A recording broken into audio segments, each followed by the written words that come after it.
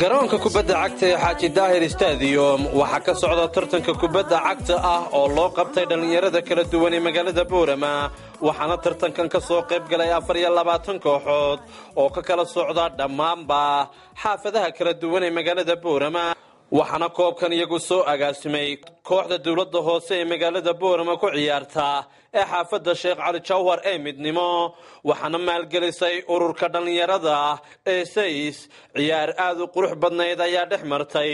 labada kooxood ee Sirobida ah ee kooxda xidigaha Boorama iyo kooxda ka socotay xaafadda Xaasleyda ee loo yaqaan Xaasley United ciyaartan oo ahayd ciyaar aad u qurux badan dhammaan soo jiidatay dadweynihii daawanayay ayaan haddaba si aan wax badan ugu ogaado waxaan ka waraystay gudoomiyaha koobka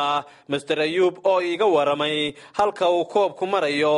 iyo tartanka qaabka uu socdo horta maanta wuxuu marayaa waa matchka sagaalada la ciyaaray waana koobka waa anaga out weeyaan one weeyaan wuxuu ka koobnaana 24 kooxood 24 kooxood halkii ka kala socdaan 24 kooxood waxa ka socda dhammaan magaalada oo dhan meel aan laga soo meel ayna ka soo meel aan jirin xaafad kasta koox ma laba ka socota 24 kooxood marka meel aan laga soo meel aan jirin mid kale koobku maaha koox sare ma waa koox heerka labada Sirobida weeyaan kolka bal ka waran intii uu koobkan socday waxyaabaha qaladaad ah ee garoonka ka dhacaya ma ciyaartooy isku qabsada ama isqabqabsiga ciyaartooyada sideed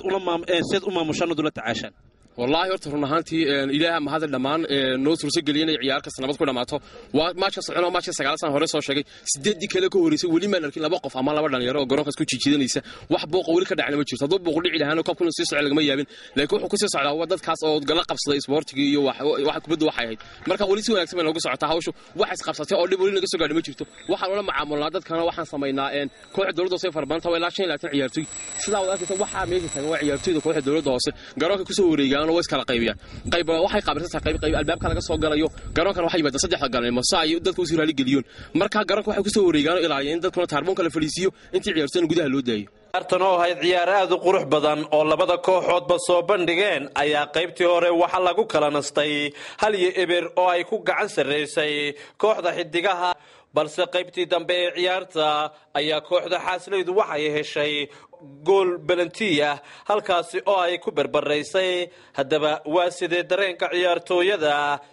iyagu ciyaartan isku haleelay waa kuwan qaar kamid ah iyo tababarayaasha oo iyaguna dareenkooda ka kala hadlaya koormo dareen aad iyo aad u fiican baan ayaa deen ka soo qooxdayna la ficiltanto ay had iyo jeer ma sharana ka badinay maadaama ay maanta dadaal iyo aad ay nagu soo xoojinay taarbuunkan iyagu nagaasaan insha Allah xarjinayna kuwi guulka gaaran noqon kolka ma xagga taarbuunka la idinkaga taageerayaal badan yahay xaqo la kala taageero badan 100% wallahi shucuurteeda aad bay fiican tahay insha Allah waxaan rajeynayaa maradan ka tirsanay kooxda xidiga Boorama inaan insha Allah guul horseedno ciyaartu aad ay macaan tahay laba kooxood ficil saddexay in kasta kooxda maashkii horan ka badinay laakiin imigana waan siiraan ku leenahay waxaan ku dadaalnaa si aan u guuleysan lahayn insha Allah door Ilaahay yiraahdo waan ka rajeynayaa inaan badini waxa waa inaan badiyaan doonaya insha Allah waqti aad ayuu kacsan yahay maadaama waqtiguna uu yar yahay aanan doonayo hal gool in lagu leeyahay inaan tiro badan aan ku bedesho iyaga aniga oo haysta waqti dhan 45 daqiiqadood runtii sidaad wada ogtihiin ama aad wada arkaysiin waxa ciyaartu socotaa hal yeebar oon ku awood sheeganay jiijkii hore wali socdaa kooxda Sirobidu ay leedahay xidiga Boorama hal yeebar runtii waxaan rajeynayaa inaan ka sii kordhiyo oon ka dhigo laba yeebar ama wixii ka sii badanaa raxiim kulli waxaan rajeynaaba waxa weeyaan guul ciyaartu ciyaar kamid ah kaabka ay soo qaban qaabisay kooxda dawladda hoose oo maxay kamid ahay oo nahay ciyaartooy kamid ah kooxda dawladda hoose kulli waxaan rajeynaaba waa guul hal gool baa la igu leeyahay waxaan rajeynayaa in badan maxay aan dhalin doono waayo waqtiga ii hadha iga badan gool sidoo kale ciyaartani waxa ay kulmisay dhalinyaro iyagu tiro badan oo ku xidhan tartankan loogu magac daray ururka dhalinyarada ee SAYS waa kuwan qaar kamid ah oo iyagu dareenkooga ka horta ciyaartan ciyaar aad u xamaasad badan weeyaan laba team oo xoogan hadda koobka ka horna waxa aan daawanayay maash ay isla ciyaarayeen ayaan ka soo qayb galay daawashadooda maashkaas oo ay bediyeen xidigaha hase ahaatee maanta waa la ishayaa ciyaarta labada team tu badin karta lama saadaalinayo kubaddu waa weerar celis Bismillahir Rahmanir Rahiim horta walaal aad iyo aad baa u maasan tahay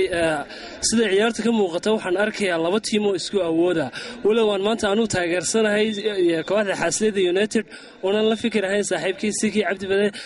ciyaartan waxaan arkayaa markii hore inay dhinaca u foorartay oo hal yeebar la nagu lahaa laakiin saan imiga hadda iska soo badnay guushii